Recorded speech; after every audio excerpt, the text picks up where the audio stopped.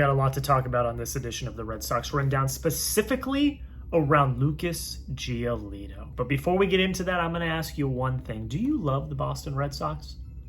Now, you cannot like the ownership. You cannot like a player or this or that or the other. But do you love this franchise no matter what?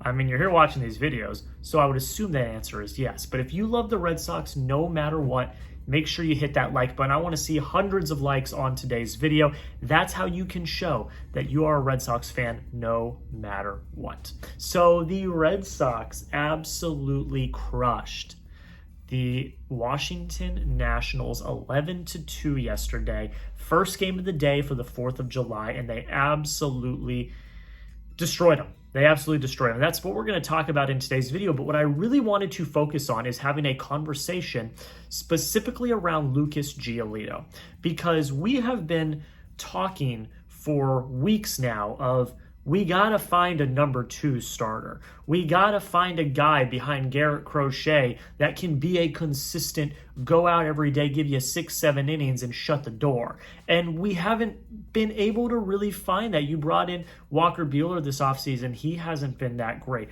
Brian Bayo has been pretty good as of late, but we know that he can be incredibly inconsistent. You've got Hunter Dobbins and Richard Fitz, who are rookies that have both been on injury stints and are still rookies. They're going to have their growing pains, but Lucas Giolito was always an interesting one. You signed him last offseason. He has elbow surgery, misses the entire season. He finally gets the chance to shine and started the season very slow, started the season very lackluster, but over the last 5-6 starts has started to look like a very consistent, dominant starting pitcher for this rotation. And honestly, I think he might be the answer for your number 2 rotation spot. Do I still think they should go get another starting pitcher at the deadline? Absolutely. But I think Lucas Giolito for that number 2 spot, I think he might be the answer that the Red Sox fans, myself included, have been looking for a very long time. He shoved yesterday against the Washington Nationals, and I get it. It's the Nationals. They're not that good. Blah, blah, blah, blah, blah, blah. It is what it is. But if you look at the last few games he's had, game against Tampa Bay, game against the Angels, he got absolutely lit up. Yes, I understand that. But then he gives you 6 shut against Tampa Bay, who's a good team. He gives you 6 shut against the Mariners, who are not a bad team. He gives you 6, only 2 earned runs against a Giants team, who is struggling as of late, but is, again, not a bad team. And then he gives you 7 with 1 run unearned against a really good Toronto team, who now has the lead in the AL East. He's looked very, very good as of late. I believe his ERA in June was sub 1, which is phenomenal. And he did it again yesterday, 7 2/3. He almost gave you 8 full innings, 4 hits, 1 run, 3 walks, 7 Ks. I get it's against the Nationals, but you need to pitch against the Nationals just as much as you need to pitch against the Yankees or the Dodgers or the Phillies. So for him to stay consistent, not play down to his competition, to go out and actively shove is a really great thing to see. And, some people have brought up the fact of, Giolito's looking good. He's looking pretty consistent. Another team would love to bring him on as a rental at the trade deadline. And there have been talks, should the Red Sox trade Lucas Giolito to get some value back?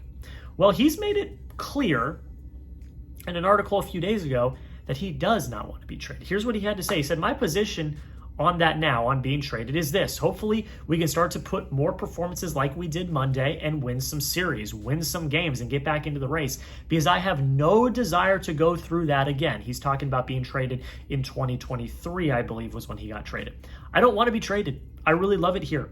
I want to help this team win games to the end. I'm really pulling for us here. And this article talks a lot about him being traded a few seasons ago, and we all know what happened. He got traded from the White Sox to, I believe it was the Angels, and looked not good after he got traded. He did kind of collapse. He was looking really good for the White Sox before he got traded, and then that shift and having to go to a completely new place, learn a new system, have a new routine, look for houses, this, that, the other thing. He's got a family, this, that, and all the stuff combined. I don't think we talk about the mental aspect of getting traded and how much that can affect a player. And it really affected Lucas Giolito in, I believe, again, it was 2023 when he got traded. So he does not want to go through that again. He is committed to winning in Boston. And honestly, I don't hate that. I think that is a very good mentality to have. You don't want to be traded. You want to win for the team that you're at now. And he's been doing that as of late. We're going to talk more about him in a second, but I'm going to give you my thoughts. But what would you do? Would you trade Lucas Giolito? If you were Craig Breslow and the deadline came up, would you trade Lucas Giolito? Type T for trade if you would trade him, or K for keep if you would keep him. I want to hear your guys' thoughts on this, because he'd probably get you back some relatively decent value as it stands right now. But again, I think he's your number 2 in the rotation right now. And if you need to get more rotation depth and find another starter, well, then you don't want to give away one of your starters that has been one of the most consistent as of the last few months. So, let me know. T for trade, K for keep. If you couldn't already tell, I would keep Giolito. I think that he offers some good veteran value to a young rotation that is very helpful. And I think that he is, again, one of your consistent pillars in this pitching staff and in this pitching rotation.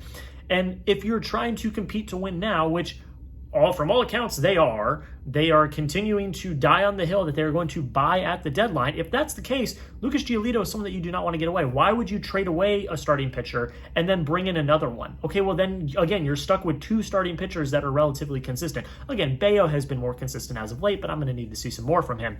I don't understand that thought process. So I would keep him, because I don't think that what you would get back in return constitutes enough, getting rid of probably your second most consistent starter. That is a veteran, not a rookie, in this rotation. And also there's this. He might actually stay. He might actually have another year of club control as well if he reaches certain benchmarks. This is coming from that Alex Spear article. Or no, this is not from the Alex Spear article. This is from Mass Live. Said the righties deal includes a conditional option that includes a $14 million club option or $1.5 million buyout for next year if Giolito throws fewer than 140 innings in 2025. If he eclipses that mark, it becomes a $19 million mutual option that would be a lock to be bought out. So will he be on this team next year? Not 100% confirmed, but there is a chance that he could. And if the Red Sox like what they see from him and they think they can continue to mold him, he might be someone that stays on the Red Sox for a little while, because they talk in the articles that I'm talking about how he has worked a lot with the pitching lab and how he has liked working with the pitching lab, and that's something that they like. They like people that like to work with them. So that would be something that would be very, very interesting. We're going to talk a little more about Lucas Giolito and his process of preparing for starts and what has changed between back in the day and now. But first, if you love the Red Sox, like I've already said, I know you like the video. And if you like the video and you're not subscribed, you should subscribe right now. We got daily Red Sox coverage for you every single day. I post recaps after every single game. I posted a recap today at the time of recording this while I was sightseeing through the city of Boston. And I was like, I got to film the recap for you guys. So that's the dedication you're going to get from me. If you want daily Red Sox coverage every single day around all 162, trade rumors, draft rumors, everything in between, make sure you hit that subscribe button. Don't miss out, and join the family. We're trying to get to 4,000 subscribers as fast as possible. So now let's talk a little bit about how Giolito prepares. And this article came out earlier on the 4th from Alex Spear, talking about how Lucas Giolito uses MLB The Show to prepare for his starts. And this started back in 2023 when he had his kind of breakout campaign. This is kind of what Giolito had to say. He said, I was so bad that I had to make some changes. So that was one of my changes, going on MLB The Show. Taking the scouting work more seriously, but also doing it in a way that works for me. When I was in high school, I didn't like sitting down and studying for tests. I would always pay attention in class, be an active participant in the classroom, ask questions, talk, active listening, but sitting down with my head in a book and just trying to memorize information was never really my forte. So basically what Giolito's talking about is before every start, he will boot up MLB The Show. He will try to predict to the best visibility what the lineup will be for the next day for his start. And he will actually go out and pitch as himself 3 or 4 times against that team to, just try to scout them, their tendencies, this, that, and the other, and use that as kind of a visualization tool to prepare him mentally for his next start. And he says that in the second quote. He says, there's the visualization aspect where I'm seeing myself execute the pitches the way I want to and the sequences I want to execute. I'm seeing it happen and I'm doing it actively. And I think that's very interesting because this is a fascinating tool that people use. And in the NFL and specifically, quarterbacks are starting to use not necessarily video games, but digital types of learning to help them learn. I know that there's these VR capabilities that quarterbacks in the NFL are now using where they can have their playbook and their scheme and go up against the opposing team for that week and do it in VR to get the visualization aspect of it down and get the timing down and things like that. And visualization in sports is so important. If you can visualize how you want to execute a sequence, that's very valuable. And instead of just closing your eyes and thinking about it, if you can actually do it in a video game and watch yourself do it, that's a very valuable and fascinating tool that a lot of pro athletes have been using as of late. And Giolito is using that. And that's, I'm sure, helping him quite a bit formulate how he wants to tackle a specific lineup every night. Whatever he's doing, keep doing it, because yesterday he shoved and he has been shoving over the last month and some change. So I've already told you, I would keep Lucas Giolito. I think he is the answer, one of the answers for this rotation that has struggled as of late. And let's just show Lucas Giolito some love. Go down below in the comments and just spam 54 as many times as possible. That is his number. Show him some love. I think that he has been a very pleasant surprise for the Red Sox as of late. Every time he toes the bump, I am confident that he's going to put together a good game, and he's done that, and that has been a very great thing to see, because a lot of us were very sour on him to start the season because he was not pitching well to start the season. But now that he has found his form, he has become a very valuable asset in the Red Sox rotation. Okay, let's talk about the rest of the game. I'm going to go through it kind of quickly. Justin Wilson comes in, finishes out the eighth, gets it perfect third of an inning, and then Garrett Whitlock finishes out the game. Got a little dicey in the ninth. They were up 11-1 at the time. 2 hits, 1 K, 1 earned run. Not the biggest deal. You end up losing 11. You end up winning 11-2 as opposed to 11-1. But the bullpen did their job, but it was the offense. The offense is the story of the day.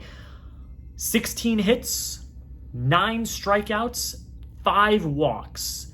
You absolutely destroyed Michael Soroka and everyone in the Nationals pitching staff. Soroka only went 4 innings, which that's valuable because they had to use 1, 2, 3, 4. They had to use 4 relievers in this game. So their bullpen's going to be shot for the rest of this series, where you only had to use 2 relievers and they were in very, very limited action. But the offense yesterday, was on all cylinders. Everyone except for Wilyer Abreu in the starting lineup had a hit, and a bunch of people had multi-hit games. Jarren Duran went 2 for 5. He had 3 RBIs. He only had 1 strikeout. He looked great today. Again, he is that engine. He is that spark plug. When he goes, the offense goes. He went today, and the offense went along with him. Roman Anthony continues to rise his stock offensively. He was DH today. He went 2 for 3. He also had 2 walks on top of that. His average is now .219, which again, that looks bad, but he hasn't had that much action in the majors. So I think to see where it was compared to where it was now is great. But even more importantly, he's got an OPS over 700 now. He is coming along. He had 2 hits, 3 at-bats with 2 walks. Great day for him. Abraham Toro goes 2 for 5. He also has an RBI. He walks today as well. He looked really great. Carlos Narvaez also had a multi-hit game. He went 2 for 6. He did strike out 3 times, though, so you don't love to see that, but he still came up clutch when he needed to. Wilyer Abreu was the one that kind of struggled today. He had a walk. He had a sacrifice at one point, scored twice. So he was still contributing. He just didn't have any hits, but that's okay. Trevor Story, once again, is the hero of the day.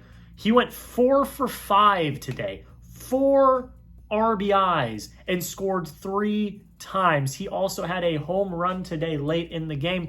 The thing I liked so much about the Red Sox's offensive barrage today was you only had 1 home run in this game. The rest of your runs came on moving runners over, good situational hitting, putting the balls in the gap, and just executing properly, playing good, clean baseball. And that is something that I've been highly critical of this team for weeks now. Relying too much on the home run, not reacting when the other team is committing errors or the other team is giving you free passes, and not hitting with runners in scoring position. The Red Sox did that today, and that was very, very refreshing to see. Marcelo Mayer goes 2 for 5 today. He has 2 strikeouts, which you don't love to see, but he also had an RBI. He's got his average up to 223, and he has an OPS of nearly 693. He looks really good today. So Don Raffaele went 1 for 5 today, but he did get some of the scoring going at the beginning of the game, so that is what it is. And then David Hamilton, to finish it off, goes 1 for 4 as well. The Red Sox, talked about it a little bit in my short. The Red Sox need to put pedal to the metal over the next week.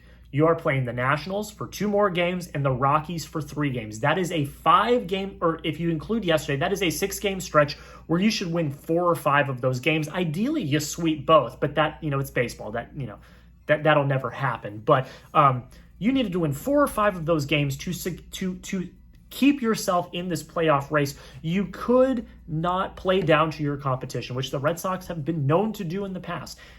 If they continue to blow out these teams and win these ball games, they are going to see themselves rise up both the AL East and the wild card rankings very quickly, because the schedule after that is nothing short of a gauntlet. I know we talked about it over the past few days, but it's concerning to say the least. That's really kind of all I have to say. After you play the Rockies, you play the Rays, who are, I believe, a half game or a game back on the Yankees in the American League. Then you have the All-Star break. Coming out of the All-Star break, you go to Chicago to play the Cubs, the red-hot Chicago Cubs.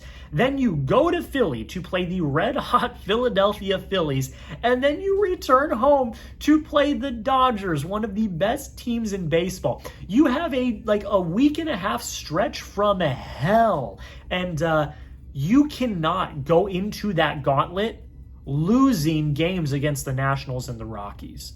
You have to show up and show out, because after the Dodgers, that's the end of the month, basically. You face the Twins in Minnesota, but that's time for the trade deadline. So if you are not in contention after that gauntlet, you're going to sell. And so they need to win these games that they should win so that they can afford to lose a few of these games and not fully put themselves out of playoff contention. So keep the foot on the gas, win these games. I know Walker Buehler's on the mound today, so we'll see what happens, but I would expect Buehler against a little bit of a lesser team than the Nationals to pitch well, but this is going to be a very important month, guys. July is officially here, and by the end of the month, we will know if the Red Sox are buying or selling. The trade deadline is at the end of the month. So these next few weeks are absolutely critical for the rest of the season. Do you think the Red Sox win this series? Go down below in the comments. It's very simple. Type Y for yes if you think they do. Type N for no if you think they do not. I think they do. If they don't win today, they got Crochet on the bump tomorrow, and they will definitely win that game, in my opinion. But you let me know. Y for yes, N for no. Do the Red Sox win this series against the Nationals? That's it, guys. Make sure you hit that subscribe button. Thank you all so much for taking the time to watch this video. We will be back tomorrow for another video. I'll have a recap short at the end of the game later today. And until next time, go Sox.